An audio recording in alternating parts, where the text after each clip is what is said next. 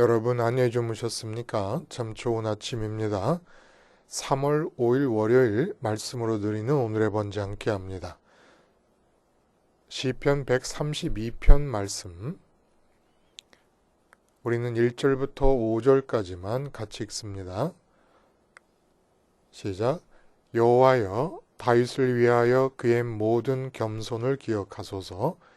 그가 여호와께 맹세하며 야곱의 전능자에게 서원하기를, 내가 내 장막집에 들어가지 아니하며 내 침상에 오르지 아니하고 내 눈으로 잠들게 하지 아니하며 내 눈꺼풀로 졸게 하지 아니하기를, 여호와의 처소 곧 야곱의 전능자의 성막을 발견하기까지 하리라 하였나이다.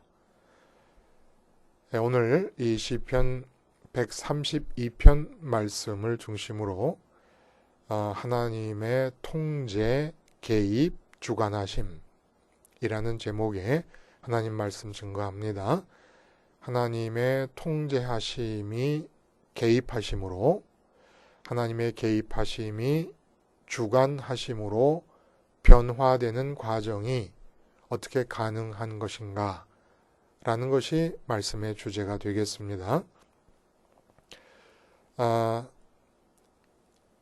셰익스피어가 로미오와 줄리엣에서 줄리엣의 입에 담아준 대사가 아주 유명하지요. 이름이란 게 무슨 소용인가? 우리가 장미라고 부르는 것은 다른 어떤 이름으로 불려도 똑같이 향기로울 것이 아닌가? 그렇죠. 장미를 자전거라고 불러도 그 장미 자체에서 나는 향기는 변함이 없을 것입니다. 빨간색 장미에서 나는 향기가 자전거라고 이름을 바꾼다고 해서 달라질 것이 없는 것이죠. 줄리엣은 캐플릿가에 소속이 된 딸입니다. 로미오는 몬테규 가문의 아들입니다. 캐플릿가와 몬테규가는 아주 철천지 원수지간의 가문입니다. 이때 줄리엣이 안타까워한 얘기예요. 내가 사랑하는 사람은 원수지간인 몬테규 가문의 이름을 갖고 있다고 하는 것이,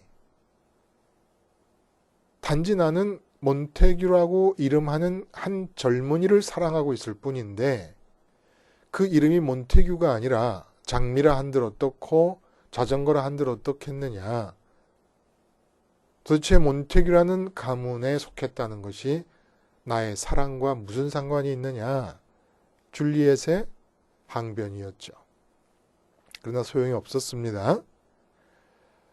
어쨌든 이름이라는 게 도대체 뭐냐, 무슨 소용이냐, 이름이라는 게. 존재가 존재로서 그 자체로 존재하고 있는데, 근데 이게 하나님의 이름과 연관되면 좀 다릅니다. 하나님의 이름을 올바로 부르게 되면, 그러니까 올바로 부르기 위해서는 성전을 통해서 불러야 되고 예수님의 십자가를 통해서 하나님의 이름을 불러야 됩니다. 이렇게 하나님의 이름을 올바르게 부르게 되면 어떤 일이 벌어지느냐? 하나님이 우리의 삶을 통제하시고 단속하시던 단계에서 개입하심, 간섭하심의 단계로 변화되고, 그리고 여기서 더 나아가서 하나님의 이름을 올바로 부르는 것이 점점 더 정착되면 될수록 아예 하나님이 내 안에 들어오셔서 내 삶을 당신의 삶으로 여기시고 주체적으로 주관해 가심이 나타나기 시작합니다.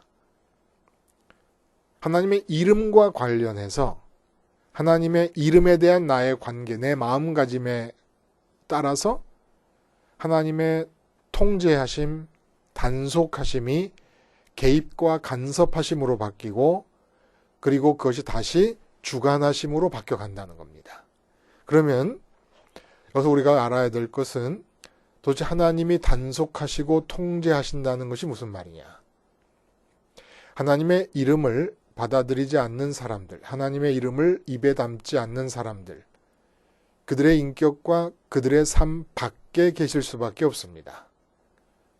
이럴 경우 하나님께서는 이들의 삶을 단속하시고 통제하십니다. 즉 하나님 없는 사람들 안에서 발생한 악의 힘을 하나님이 관리하시고 통제하신다는 거예요. 그래서 인생은 어떤 사람이든지 간에 절대로 사람들의 마음 먹은 대로는 안 되는 겁니다.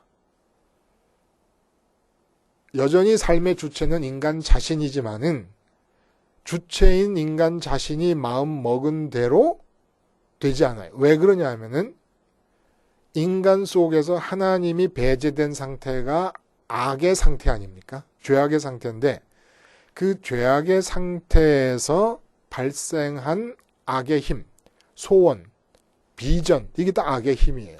그것을 향해서 추진하는 힘, 계획하는 힘, 이게 다 악의 힘입니다. 이 악의 힘의 실제 움직임을 하나님께서 간섭하십니다. 아니, 통제하시고 단속하십니다.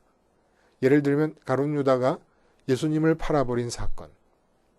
자기는 자기 생각으로 예수님이 더 이상 쓸모가 없으니까 자기 인생에서 예수님을 배제시키기 위해 예수님을 팔아버립니다. 또 요셉의 형들이 요셉을 팔아버린 사건. 자기들의 생각으로 동생 요셉이 없으면 자기들의 삶이 좀 편안해질 거라고 믿고 요셉을 팔아버립니다. 그런데 다 하나님의 관리 아래에 있었다는 거예요.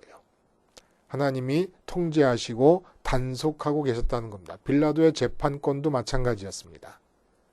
인간들 속에 생겨서 밖으로 뿜어져 나오는 악의 힘을 하나님이 관리하셔서 우리가 얼마 전에 시편 127편에서 그런 말씀 읽었잖아요.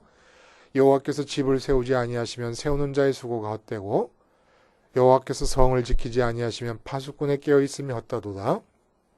너희가 일찍 일어나고 늦게 누우며 수고의 떡을 먹으며 헛되도다. 우리 마음대로 되는 게 아무것도 없어요.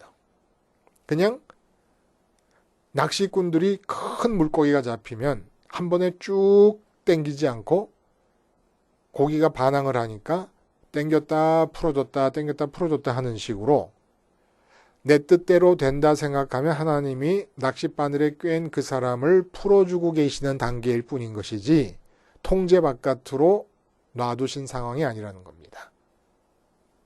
이렇게 해서 하나님 이름을 부르지 않는 사람들 밖에서 그 사람들 안에서 생겨서 발생한 악의 힘이 표현되어 삶이 진행될 때 하나님이 단속하시고 통제하신다.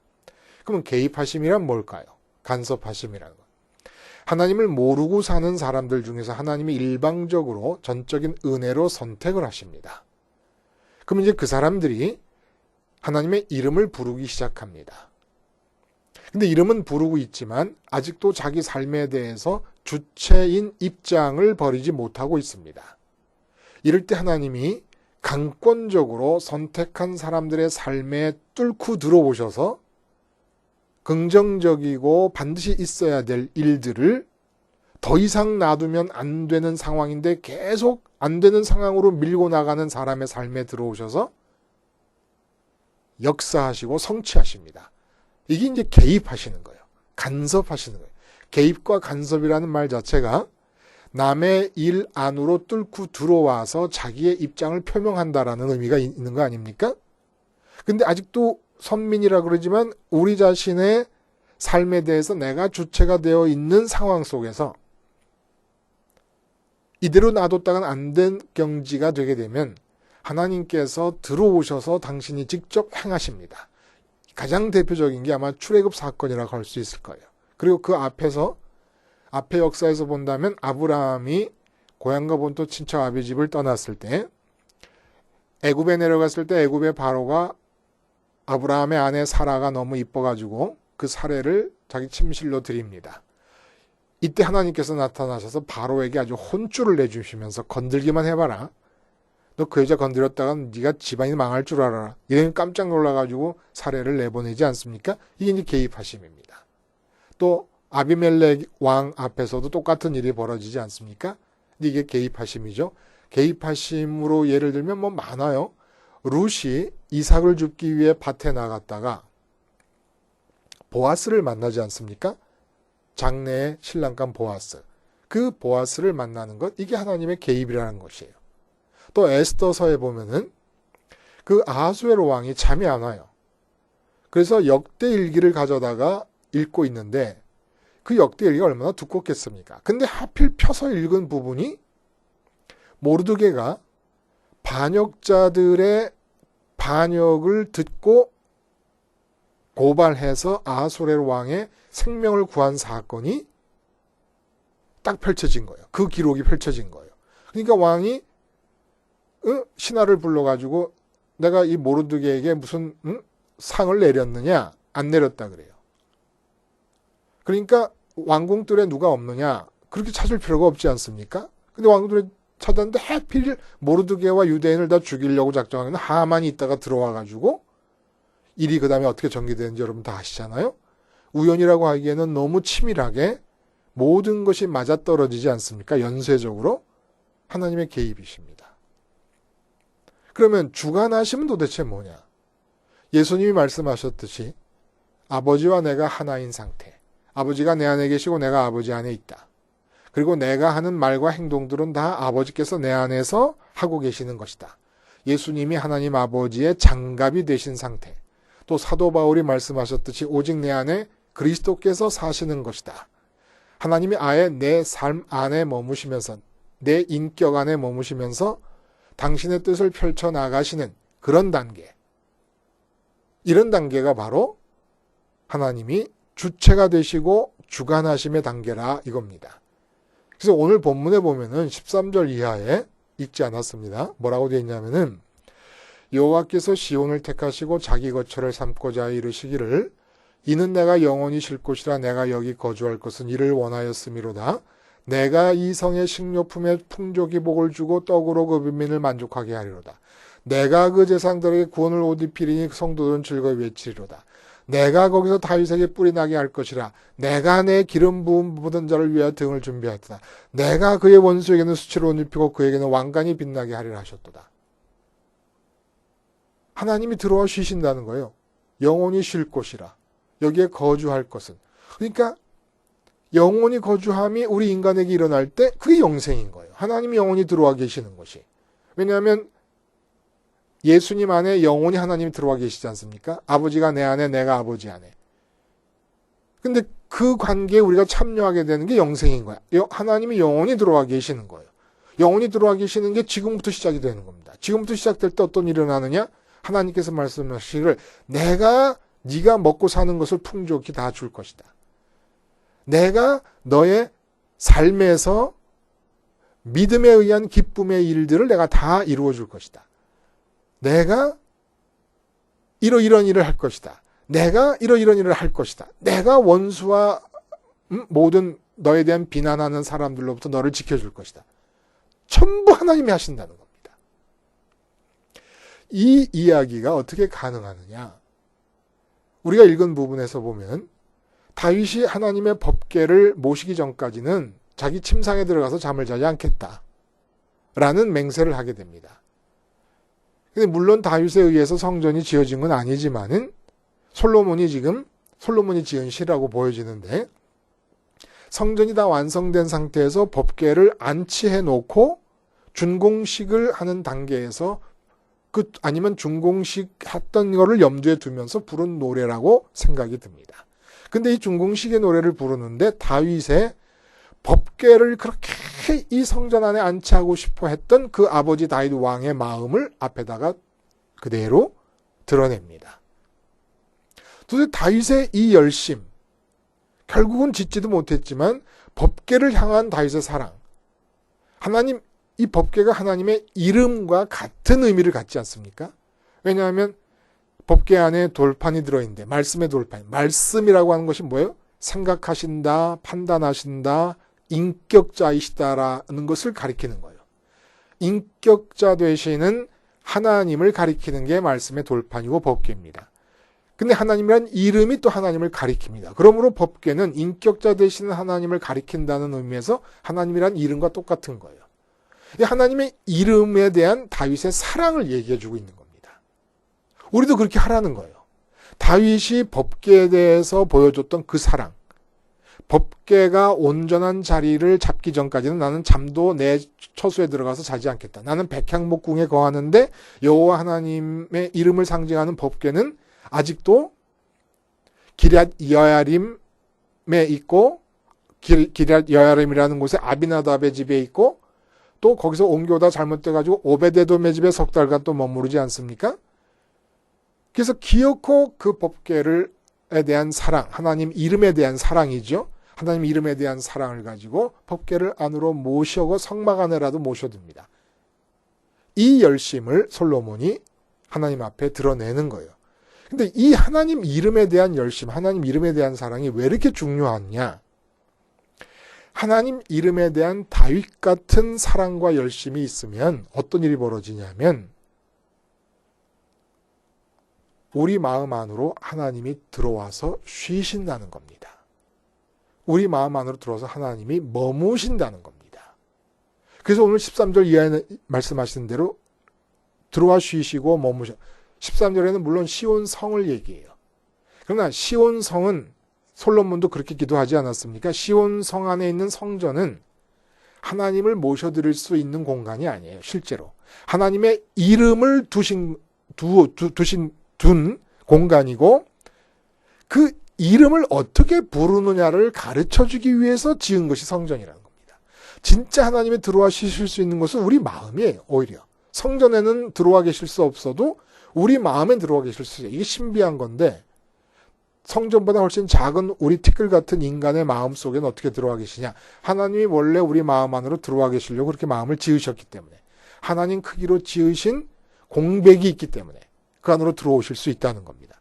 근데 어떻게 할 때 성전에 이름을 두었잖아요. 법궤를 두고 이름을 두셨는데 성전의 그림을 따라 성전의 구조를 따라 하나님의 이름을 부르게 되면 하나님이 들어와서 계시고 개입하심의 단계를 넘어서 간섭하심의 단계를 넘어서 아예 내가 먹는 것부터 입고 사는 것 생활 전반에 걸쳐서 하나님께서 내가 한다, 내가 한다, 내가 한다, 내가 한다. 하여간 하루 종일 하나님이 내가 하신다, 내가 하신다 하면서 하시게 되는 일이 벌어진다는 겁니다. 어떻게 하면 다윗이 그랬던 것처럼 하나님의 이름을 사랑하면 법궤에 대한 사랑은 이름에 대한 사랑입니다. 근데 왜 이름을 가리키는 법궤를, 이름을 상징하는 법궤를 왜 그렇게 성전 안에 모시지 못해 안달복달을 했습니까? 하나님의 이름을 부르려면 반드시 성막이나 성전의 구조를 따라서 불러야 되니까. 그래서 성막이나 성전의 구조를 따라서 하나님의 이름을 부르기만 하면 하나님이 편안하게 내 안에 들어와 쉬시고 거주하시고 그래서 영생이 일어난 거예요. 구원이 일어난 겁니다. 그리고 나서 이 세상의 삶에서 그 구원이 나타나는 효과가 어떻게 나타나느냐? 먹고 살기 위해서 돈 벌어야 될 일이 있으면 하나님이 내가 할게. 또 이런저런 사람관계하면 사람을 만나야 되는 그런 일이 있으면 내가 할게. 자식을 키워야 되면 내가 할게. 남편을 만나고 남편과 아내가 서로 부부로서 같이 살아가 내가 할게. 직장에 가면 사장님을 만나야 되면 내가 할게. 다 내가 하신다는 게 다 하나님이. 어떻게 하면 하나님의 이름을 성전을 통해 부르면 이름을 사랑하되 이름을 열심히 부르되 성전을 통해 부르면 그래서 이름을 가리키는 법궤를 그렇게 성전 안에 모시고 싶어 했던 거예요. 성전 안에 모시고 싶어 했던 이 다윗의 마음을 그대로 나의 마음으로 갖고 하나님의 이름을 성전을 통해 부를 것이고 성전의 의미를 다 완성시킨 십자가를 통해 부를 것이라는 겁니다. 십자가를 통해 불러도 성전을 통해서 그 의미를 우리가 더 충분히 구체적으로 디테일하게 알 수가 있어요. 어떤 것입니까? 성소인데 성소 안에 분향단이 있어요. 그리고 성소 안으로는 지성소가 있잖아요. 그렇죠? 지성소와 성소로 나눠져 있어요. 이 얘기를 반복합니다. 근데 앞으로도 100번, 1000번, 10,000번, 100만 번 반복해야 될 얘기예요. 매일매일 순간순간 기억해야 될 문제니까. 그래서 그 성소와 지성소를 나누는 휘장 앞에 분향단, 향을 피우는 분향단이 있어요. 분향단은 기도를 뜻한다 그래서 기도가 뭐예요? 바램을 표현하는 겁니다. 한마디로 추구하는 거예요. 추구한다. 그 추구는 왜 해요, 우리가? 떡상이 뜻하는 바대로 마음의 기쁨과 배부름을 위해서 합니다. 그게 존재 방식이에요. 그렇게 존재하도록 한 거예요. 거기에 죄의식을 느낄 필요 없어요. 만족함과 기쁨을 향해 존재할 수밖에 없음 자체에 죄의식을 느낄 필요는 없다는 겁니다. 하나님이 이렇게 만들어 놓으셨으니까. 그러면 어떻게 만족과 기쁨을 위해 뭔가를 추구합니까? 판단하면서. 좋은 것인가 나쁜 것인가를 판단하면서 추구하게 돼 있어요. 그게 인간의 마음의 구조예요. 그러면 분향단 그 휘장 건너편 안쪽으로 지성소가 있는데 거기에 법궤가 들어있습니다. 법궤는 하나님의 이름이에요. 왜 하나님의 이름을 거기다가 모시는 겁니까? 그 이름이 가리키는 하늘에 계신 하나님을 분향단으로 추구한다. 왜 하나님을 추구합니까? 기쁨과 만족을 위해서. 그럼 어떻게 추구합니까? 하나님은 인격자이시기 때문에 등잔대가 뜻하는 바 판단은 하나님의 판단을 받아가면서 산다는 걸 뜻하는 거예요. 하나님의 판단을 받아가면서 사는 동안에 하나님으로 기쁨과 만족이 이루어진다. 라는 뜻이에요. 근데 지금 죄악의 상태가 어떤 상태예요? 이 지성소 안에 법궤가 상징하는 하나님의 이름 대신에 재물의 이름이 들어왔습니다. 재물이라는 이름, 돈이라는 이름, 건강이라는 이름, 형통이라는 이름, 성공이라는 이름이 들어와 있습니다. 명품이라는 이름이 들어와 있습니다. 그럼 우린 추구해요. 뭐를 위해서? 기쁨과 만족을 위해서. 근데 여기서 선민들에게 어떤 일이 일어나느냐? 하나님의 이름을 불러요. 근데 지성소에는 여전히 돈이라는 이름이 있는 상태예요.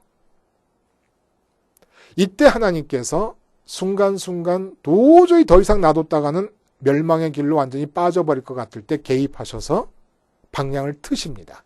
인생의 방향을 틀어지는 사건이 개입하심이에요.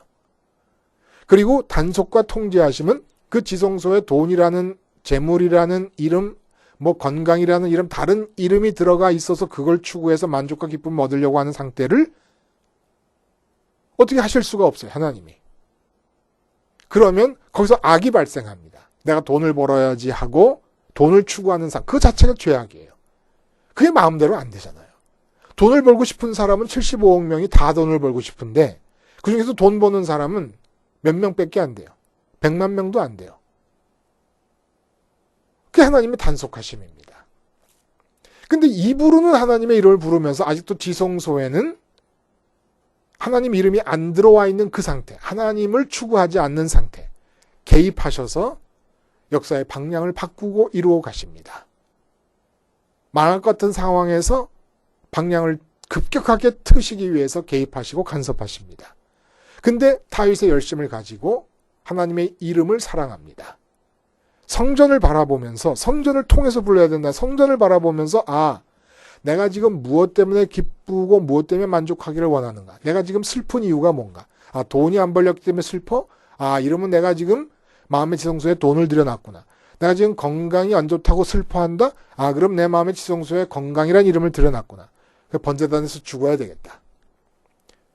번제단에서 죽으면서 하나님의 이름을 다시 태어난 마음으로 하나님의 이름을 지성소에 드리고 나는 병이 났어도 돈이 없어도 자식의 문제라도 아내가 내 말을 안 듣고 남편이 내 원대로 안 해줘도 내가 승진을 못해도 하나님 있으면 기쁨과 만족에 도달할 수 있다.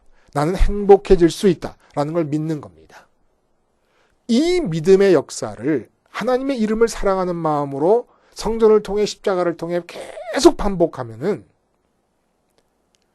무엇에든지 죽는 거예요. 내 눈에 보이고 내 귀에 들리는 모든 것에서 죽는 거예요.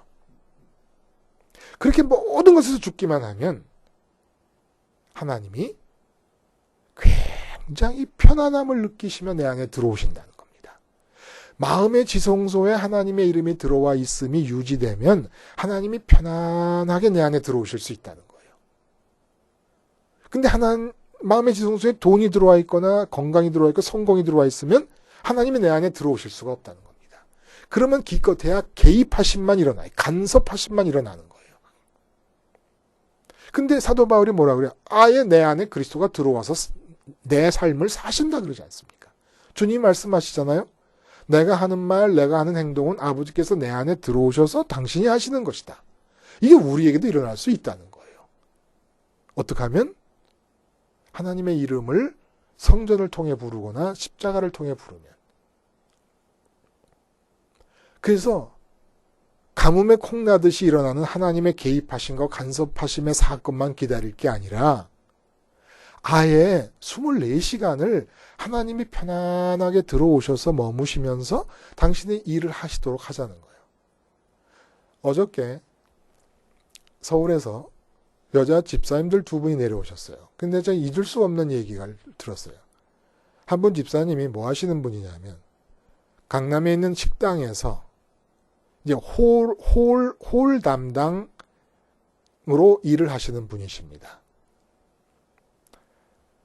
근데 그 일터 벽에다가 자기만 아는 곳 장소 벽에다가 달력을 그려놨대요. 그리고 줄을 거간다는 겁니다. 하루에 10번을 목표로. 그 줄이 뭐냐 하면은 성질 까다로운 주방장과 만났을 때 내가 십자가에서 죽었으면 줄 한번 긋는 거예요. 아, 오늘 10번 목표인데 한 번 죽었다. 그리고 오너가 와서 얘기할 때 그 오너가 제안하는 것들, 오너가 시키는 것들, 이런 것들에 대해서 예수님의 십자가에서 죽은 상태에서 그 오너와의 만남이 이루어졌으면 또 줄 하나 긋는 겁니다. 그럼 2번 죽었다. 그래서 직장 생활하는 동안에 10번 죽는 것을 목표로 해서 줄을 그어 나가면서 하루를 산다는 겁니다. 그러면서 일어나는 변화를 간증을 하는 거예요. 우선 사람을 사랑하게 된다는 거예요. 그전에는 나 자신의 입장을 추스리기에 급급했는데 이상하게 십자가에서 죽는 것을 직장에서 생활화하다 보니까 사람을 사랑하는 마음이 생기더라는 겁니다. 놀라운 변화죠. 사람이 보이고 이웃의 어려움이 보이고 이웃이 보이고 사랑하기 시작한다 그러면, 그러니까 그 집사님 말하는 게 뭐냐면 장사하는 사람의 입장에서 손님들에게 친절하게 되는 것이 아니라 사랑하게 되더라. 놀라운 간증 아닙니까? 여러분도 한번 하루에 10번이 문제겠어요. 하루에 한 20번 목표로 아내와 대화하는, 내가 죽었나 줄 긋고, 자식을 만날 때 내가 죽었는가 줄 긋고, 직장에서 승진 얘기할 때 내가 죽었는가 줄 긋고, 승진이 이루어지든 안 이루어지든 하나님 이름 하나 붙잡고 그 이름을 가리키는 하늘에 계신 아버지만 계시면 난 만족하다. 그러므로 주님의 십자가에서 죽고 부활 승천하신 주님 따라 내 마음에 올라가서 하나님 가지면 된다. 그러면 하나님이 내 안에 들어와 주실 것이다. 이 믿음 가지고 십자가를 계속 바라보며 죽는 겁니다. 이렇게 하면 하나님이 주관하시는 삶이 되는 거예요. 우리는 전부 하나님이 통제하시는 삶이었어요. 그러다 하나님이 개입하시는 삶이 되었고, 개입하시는 삶에서 이제는 아주 통째로 내 삶을 당신의 삶으로 장악하시는 하나님이 주체가 되시는 삶을 살아야 되지 않겠습니까? 오늘 하루 십자가에서 죽는 것을 5번 목표로 하자, 10번 목표로 하자, 20번 목표로 하자. 이게 좋은 아이디어 같아요. 그렇죠? 아예 구체적으로 몇 번이라고 구체적으로 정해놓으면 두루뭉술하게 내가 죽는다라고 사는 것보다는 더 명확할 수 있을지도 모르겠어요. 여러분도 한번 10번 목표부터 시작하든지 5번 목표부터 시작하든지 하나님의 이름을 부르되 십자가에서 세상에 대해서 죽으면서 세상에서 기쁨거리 만족거리라고 사람들이 아우성치며 좋아하는 것들에 대해서 죽으면서 하나님의 이름을 부르시면 하나님이 편안하게 들어와 계시는 처소가 될 것이고, 그것이 영생이며, 그리고 하나님이 여러분의 삶을 내가 할게, 내가 할게, 내가 할게, 내가 할게 하시면서 주관해 가실 것입니다. 기도하시겠습니다.